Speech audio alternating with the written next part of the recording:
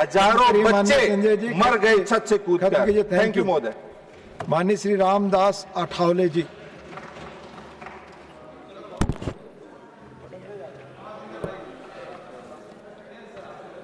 Deputy chairman sir, एक बहुत बड़े महत्वपूर्ण विषय पर, बिल पर यहाँ चर्चा हो रही है। जो नौजवान छात्र है, उस छात्र के जिंदगी का विचार करने वाली सरकार हमारी है। अपोजिशन वाले जो भी आरोप लगाना है लगाते रहो। जितना आप हमारे ऊपर आरोप लगाते रहोगे उतना हम आपको भगाते रहेंगे। आरोप लगाने की आदत तो होती है, अपोजिशन में तो आरोप लगाना ही चाहिए, इन सबको लगता है, लेकिन उसको लोकतंत्र नहीं बोलते हैं। जरूर सुझाव आपने देना चाहिए।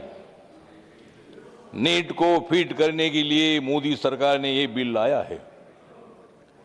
नीट को फिट करने के लिए मोदी सरकार ने बिल लाया है और उनकी मांगे पूरी होने के बाद छात्रों ने नरेंद्र मोदी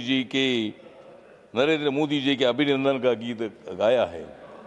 आप लोगों को मालूम नहीं है? छात्र खुश है, उनको भड़काने का प्रयत्न मत करो। हमने भी लाठी गोली खाई है। हम जब आंदोलन करते थे तब हम भी बोलते थे कि लाठी गोली खाएंगे, फिर भी आगे जाएंगे, और हमारे ऊपर भी बहुत बार लाठियां चलाई गई है। हम भी लाठी नहीं खाते थे तो डिप्टी चेयरमैन सर हम इधर नहीं आते थे। लाठी खाने के लिए हम आगे बढ़ते थे।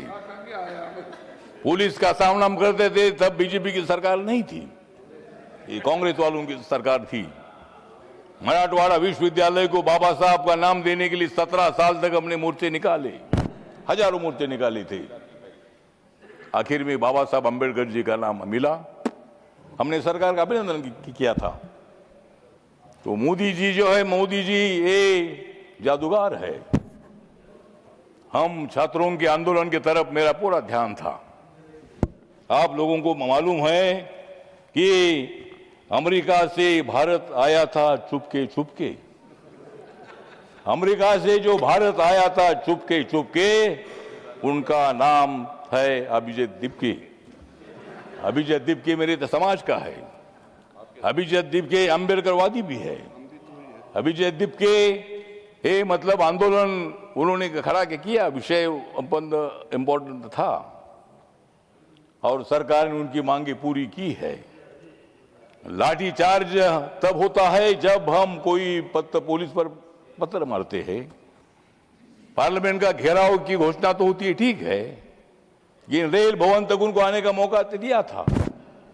25 दिन तक आंदोलन वहां करते थे, शांति से आंदोलन करते थे, किसी पुलिस ने लाठी नहीं चलाई थी। लेकिन जब मतलब यहां पार्लियामेंट की तरफ घुस कर आने का प्रयत्न हुआ तब पुलिस को लाठी चलानी पड़ी, लेकिन मैं उसका समर्थन नहीं करता हूं। जरूर इसकी इंक्वायरी भी होनी चाहिए। जितेंद्र सिंह साहब इधर है, उत्तर देने वाले हैं। जरूर अगर कोई पुलिस वालों ने गलती की होगी तो उनको सजा मिलनी चाहिए, उनके ऊपर एक्शन होना चाहिए। लेकिन नरेंद्र मोदी सरकार पूरा देख रही थी। हमें मालूम था पूरे देश भर आंदोलन हो रहा है और सारा देश के लोग मतलब उनको सपोर्ट कर रहे हैं। इसीलिए सरकार ने धर्मेंद्र प्रधान जी का रिजाइन ले लिया है। धर्मेंद्र प्रधान जी के रिजाइन की उनकी मांग थी।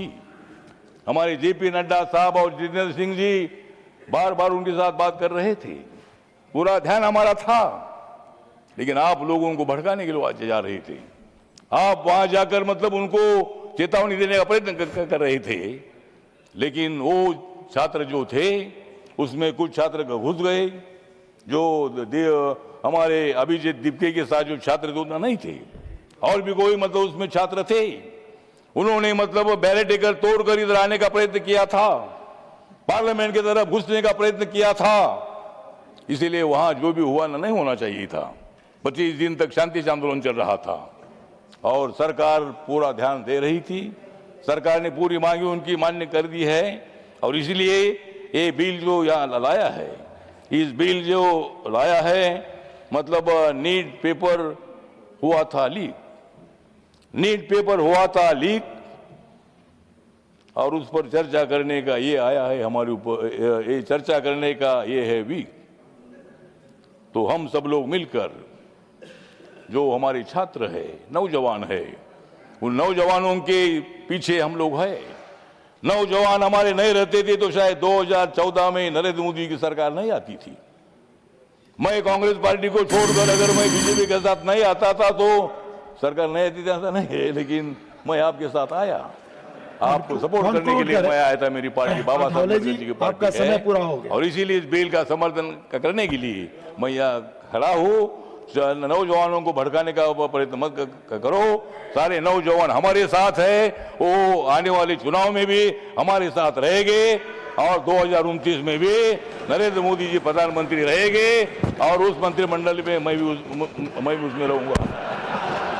Thank you. अब इसीलिए मतलब ठीक है बात है, तो इसीलिए बिल जो है बिल पर सुझाव दे दीजिए। दोबारा पेपर लीक ना हो उसके लिए आपके सुझाव जरूर हम सुनेंगे और उसमें क्या परिवर्तन करना है उसके बारे में हमारी सरकार विचार करेगी। जय भीम, जय भारत। धन्यवाद। माननीय श्री सज्जाद अहमद किचलू जी।